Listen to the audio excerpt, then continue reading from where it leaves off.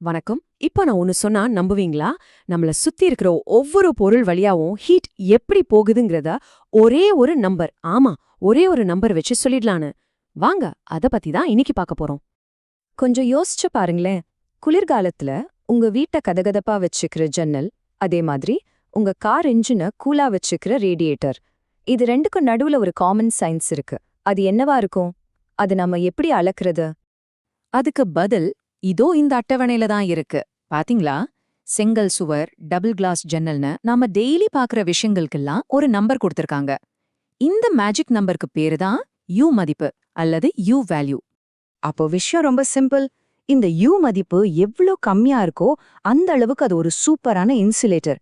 அதாவது ஹீட்ட உள்ளேயோ வெளியோ போக விடாது. அதே சமயம் யூ மதிப்பு அதிகமா இருந்தா அது ஹீட்ட ஈஸியா கடத்தும். உதாரணத்துக்கு நம்ம ரேடியேட்டர்ஸ் மாதிரி. அதுக்கு இதுதான் தேவை, இல்லையா? சரி, ஒரு பொருளோட யூ மதிப்பு இவ்ளோதான் நமக்கு தெரியும். ஆனா ஒரு இன்ஜினியர் புதுசா ஒரு பொருளை டிசைன் பண்ணும்போது இந்த நம்பரை எப்படி ஜீரோலேருந்து கண்டுபிடிப்பாங்க? அதுதான் இங்க உண்மையான சவாலே. வாங்க, அதை எப்படின்னு தான் இன்னைக்கு நாம அலச போறோம். ஓகே, இப்ப நாம ஒரு நிஜமான இன்ஜினியரிங் பிரச்சனைக்குள்ள போகலாம். கற்பனை பண்ணிக்கோங்க, ஒரு ஸ்டீல் பைப் வழியா சூடான தண்ணிய அனுப்பணும். அப்போ அந்த பைப்லேருந்து எவ்வளவு ஹீட் வீணாகும்னு நாம கணக்கு போடணும்.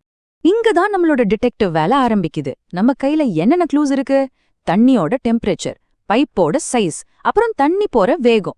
நம்மளோட ஒரே டார்கெட் இந்த செட்டப்கான யூ மதிப்பை கண்டுபிடிக்கிறது தான். எந்த கணக்கையும் போடுறதுக்கு முன்னாடி நாம ஒரு முக்கியமான கேள்விய கேட்கணும்.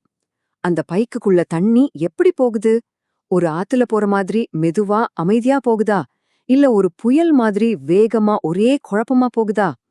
இந்த கேள்விக்கான பதில் தான் நம்ம கணக்கே மாத்த போகுது. ஆமா, இந்த கேள்விக்கு பதில் சொல்லத்தான் இன்ஜினியர்ஸ் ரெனால்ட்ஸ் நம்பர் அப்படின்னு ஒரு டூலை பயன்படுத்துறாங்க. இது ஒரு ஸ்பெஷல் கணக்கு. தண்ணியோட அடர்த்தி, வேகம், பைப்போட அளவு இதையெல்லாம் வச்சு உள்ளுக்குள்ள நடக்கிற ஓட்டம் எப்படிப்பட்டதுன்னு இது கச்சிதமா சொல்லிடும். நம்ம பிரச்சனைக்கு இந்த ரெனால்ட்ஸ் நம்பரை கணக்கு போட்டப்போ நமக்கு கிடைச்ச நம்பர் இதுதான், 34,890. சரி, இந்த நம்பர் பெருசா இல்ல சின்னதா? இது நமக்கு என்ன சொல்ல வருது? இன்ஜினியரிங்ல இந்த நம்பர் ரொம்ப ரொம்ப அதிகம். இது என்ன சொல்லுதுன்னா, பைப்குள்ள தண்ணி அமைதியா ஓடல, ஒரு புயல் மாதிரி கொந்தளிச்சு சுழண்டுகிட்டு ஓடுதுன்னு அர்த்தம். இந்த மாதிரி குழப்பமான ஓட்டத்துக்கு பேர் தான் டர்பியூலன்ட் ஃப்ளோ. ஒரு சுவாரஸ்யமான விஷயம் என்னன்னா, இந்த குழப்பம்தான் ஹீட்டை இன்னும் திறமையா கடத்த உதவுது. சரி, இப்போ தண்ணி ஓட்டத்தோட தன்மைய புரிஞ்சுக்கிட்டோம். அடுத்த ஸ்டெப் என்ன? யூ மதிப்பை கண்டுபிடிக்கணும்னா ஹீட் கடந்து போக வேண்டிய தடைகள் என்னன்னு நம்ம கண்டுபிடிக்கணும். ஒரு மாரத்தான் ரன்னர் தடைகளை தாண்டி ஓடுற மாதிரி நம்ம ஹீட்டும் 3 முக்கியமான தடைகளை தாண்டி ஆகணும். இப்போ இந்த ஸ்லைட்ல இருக்கிற ஃபார்முலாவை பார்த்து யாரும் பயப்பட வேண்டாம். பார்க்கறதுக்கு தான் இது கொஞ்சம் காம்ப்ளிகேட்டடா தெரியும், ஆனா இதோட ஐடியா ரொம்ப சிம்பிள். நாம சொன்னோமே, அந்த 3 தடைகள், அதோட மொத்த எதிர்ப்பையும் ஒன்னா கூட்டுற ஒரு ரெசிபி மாதிரி தான் இது. ஒவ்வொரு தடையோட மதிப்பையும் கண்டுபிடிச்சு இதுல போட்டா ஆன்சர் கிடைச்சிடும். அப்போ அந்த 3 தடைகள் என்னென்ன? முதல் தடை, பைப்போட உள் சுவர்ல ஒட்டிக்கிட்டு இருக்கிற மெல்லிய தண்ணி படலம். 2வது தடை, பைப்போட அந்த தடிமனான ஸ்டீல் சுவர். 3வது தடை, பைப்புக்கு வெளியே இருக்கிற காத்து.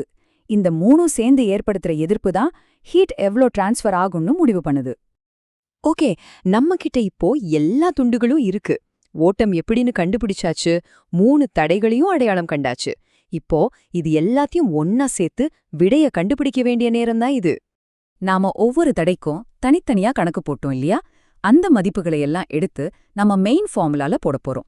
இது ஒரு ஜிக்ஸா பசிலோட கடைசி கட்டம் மாதிரி தான்.